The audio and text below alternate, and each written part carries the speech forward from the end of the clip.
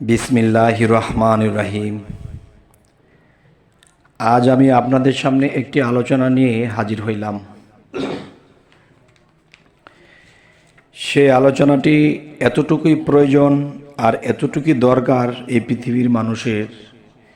আর সেই দরকার, সেই প্রয়োজন বিষয়টা আল্লাহ দিয়ে রেখেছেন আল্লাহর 99 নামের মাঝে। আল্লাহ আল্লাহ নাম আমরা জপি, আল্লাহ জিকির করি, লা ইলাহা ইল্লাল্লাহ মুহাম্মাদুর রাসূলুল্লাহ আমরা পড়ি। কিন্তু দেখা যায় আল্লাহকে আমরা অনেক কাজে ব্যর্থ হলে, অনেক খারাপ কিছু ঘটলে তখন আল্লাহকে আমরা বিভিন্ন কিছু বলে থাকি যে, হে আল্লাহ তুমি দেখলা না, তুমি চাইলা না, আমার এই বিপদ হলো, আমার একের পর এক বিপদ, আমার এই সমস্যা সেই সমস্যা। তখন আল্লাহকে বলতে থাকি।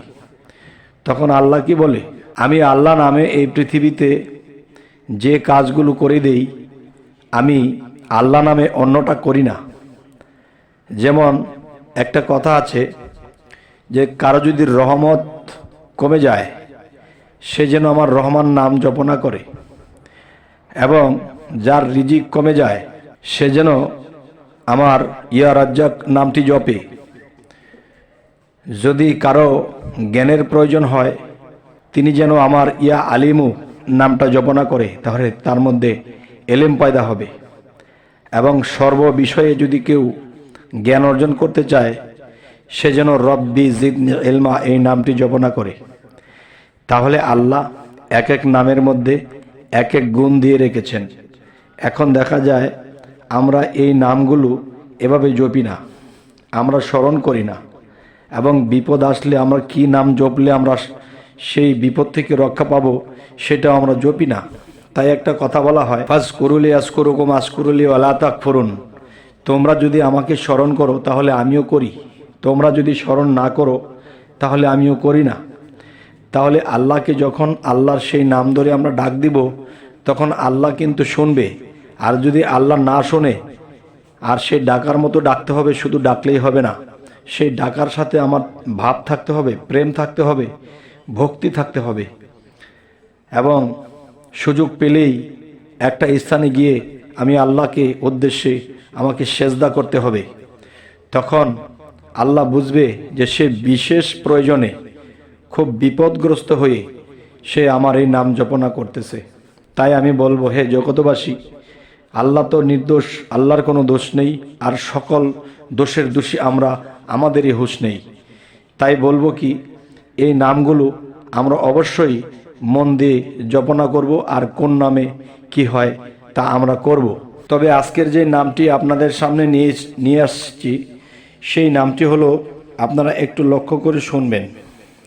যেমন যে এই নামটি কোন নিয়মে কিভাবে করলে আপনার কাজ হবে, ফয়সালা হবে। যেমন নামটি হলো ইয়া বাসিরু। ইয়া বাসিরু এই নামটি জুমার নামাজের সুন্নতের পরে এবং ফরজের পূর্বে এই নাম 100 বার পড়িলে খোদার কাছে বিশেষ প্রিয় হওয়া যায়। সুবহানাল্লাহ। আমি আবার বলছি, ইয়া বাসিরু, ইয়া বাসিরু জুম্মার নামাজের সুন্নতের পরে এবং ফরজের পূর্বে এই নাম 100 বার পড়িলে খোদার কাছে বিশেষ প্রিয় হওয়া যায়, এবং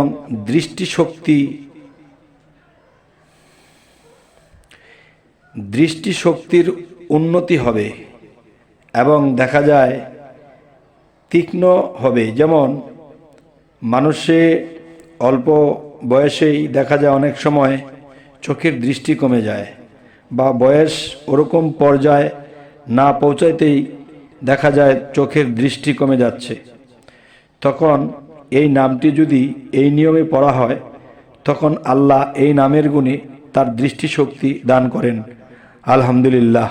এই নামের আরও একটি বিষয় হলো সৎ কাজ করিবার সাহস এবং শক্তিশালী। এই নাম জপিবার আরও কিছু বিষয় আছে। সৎ কাজ করিবার সাহস হয় এবং শক্তি জন্মে। আর এমনই শক্তি জন্মে যেই শক্তিতে আপনি সত্যের দিকে অগ্রসর নিজে হবেন এবং অন্যকে সত্য করিয়ে দেবেন, এবং দেখা যায় কেউ সত্যের পথে নেই, আপনি তাকে সত্যের পথে আনতে পারবেন। তাই এখানে আরও একটি বিশেষ প্রয়োজন সেটি হলো মানুষের দৃষ্টিশক্তি তীক্ষ্ণ হবে। দৃষ্টিশক্তির প্রখরতা যখন বাড়বে তখন সেই মানুষটি আরও সুবিধা পাবে পৃথিবীতে চলাফেরার। আর সময় ছাড়া অসময়ে যদি চোখের দৃষ্টি চলে যায়, কমে যায়, তখন কিন্তু সমস্যা। মানুষের দেহের মধ্যে সর্বশ্রেষ্ঠ একটি চিন্তা করলে যে চোখ দুটো যদি না থাকে মানুষের জগৎটাই অন্ধকার। তাই বিশেষ করে এই আমলটি যদি কেউ করে থাকে তাহলে ইনশাআল্লাহ তার দৃষ্টির শক্তি বাড়বে, তার হিম্মত বাড়বে এবং তার এমন একটা সাহস সৃষ্টি হবে যে সৎ কাজের সাহস থাকবে তার প্রচণ্ড।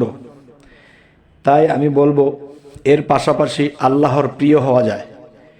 তাহলে এই নামটি আমি আবারও বলছি, এই নামটি হলো ইয়া বাসিরু। ইয়া বাসিরু এই নামটি জুমার ফরজের আগে 100 বার জপনা করিবেন, প্রতি সপ্তাহে করবেন। তবে যদি রাতের বেলায় শোয়ার আগে দিয়ে করে শুইতে পারেন তবে আর একটু ভালো, এবং ঘুম থেকে ওঠার পরেও যদি 100 বার জপনা করেন ইয়া আবাসিরু ইয়া আবাসিরু, সময় কিন্তু বেশি একটা লাগবে না, কিন্তু ইহকাল পরকালের সম্মানী হয়ে যাবেন ইনশাআল্লাহ।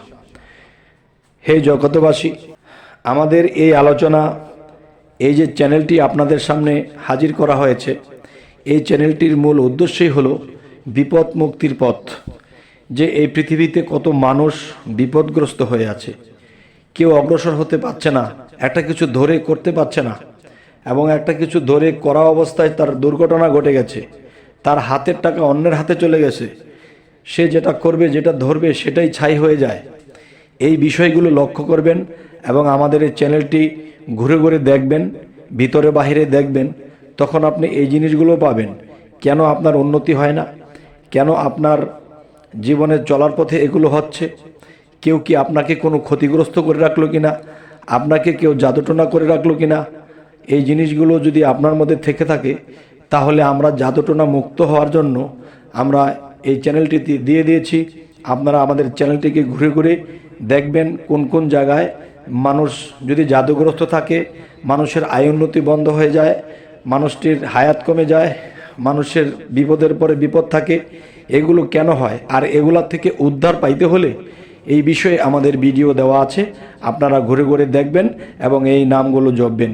ইনশাল্লাহ যদি আপনাকে কেউ জাদুটোনা করে থাকে, ক্ষতিগ্রস্ত করে থাকে, সেটা কেটে যাবে।